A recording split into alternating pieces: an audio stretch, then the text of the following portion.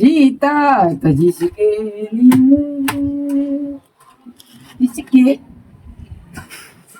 लिए मरता था अठीने खेली कि मने હાલે दे ઉતારો છે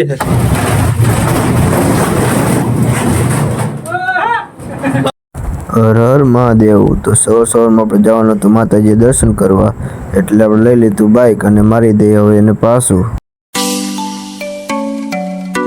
તો પહોંચી ગયા માતાજીના મઠે અને ખોલી નાખી દરવાજો અને વગાડી દઈ ટોકરી, કરી લે માતાજીના દર્શન. પહોંચી ગયા હવે કામ ઉપર અને મારી દીધી ગાડી પાછી.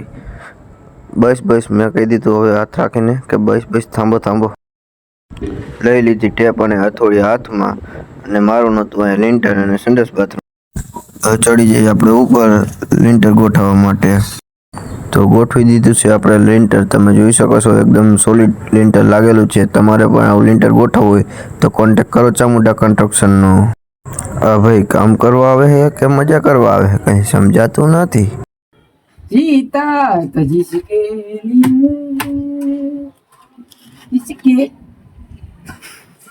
लिए मरता था अठीने खेली कि मने હાલે.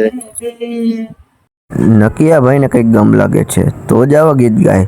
પછી મને જાણ પડી કે આની કાર્યને મૂકીને વહી ગઈ છે. આ ભાઈ તો કાર્યના ગમમાં એકદમ પાગલ થઈ ગયા છે. સોને કેવા નાટક કરે છે. તો મારી દીધી આપણે સીડી અને કરી નાખી એનું નેવર. તો કરી નાખ્યું કામ પૂરું આ સાઈડનું. હવે જવાનું છે બીજી સાઈડ ઉપર. પહોંચી ગયા આપણે બીજી સાઈડ ઉપર અને જીયાભાઈને કંઈક તકલીફ લાગે છે. નકિયાભાઈને કંઈક દવા કરવી જશે કારીને પાછી લાવી જશે. કાલે જે લિન્ટર માર્યું હતું એ લિન્ટરના બધા પાટિયા આપણે આજે ખોલી નાખ્યા છે. ખોલેલા બધા પાટિયાને હવે આપણે હેઠે ઉતારી દઈએ. તો પાટિયા બધા હેઠે ઉતારી દીધા અને કરી નાખી થપી. પડી ગઈ બપોર અને થઈ ગયો જમવાનો ટાઈમ. તો જમી લઈએ.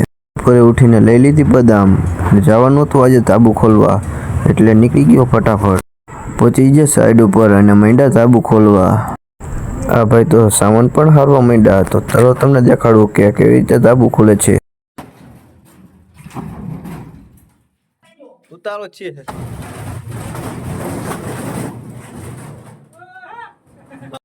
આ તો સાગરભાઈ ભૂકા કાઢી નાખ્યા. જોઈ લો તમે અંદર કેવું રમણ ભમણ પડ્યું છે. હવે કાઢવાનું છે બધો સામાન બારે.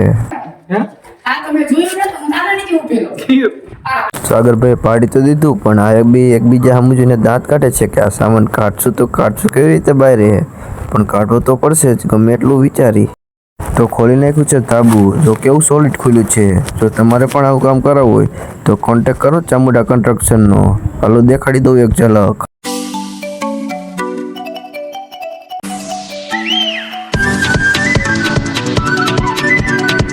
સાંજ પડી ગઈ હતી એટલે સાગરભાઈ કરી દીધા નાટક ચાલુ. એટલે સેટને ખબર પડી જાય કે થઈ ગયો છે છૂટવાનો ટાઈમ.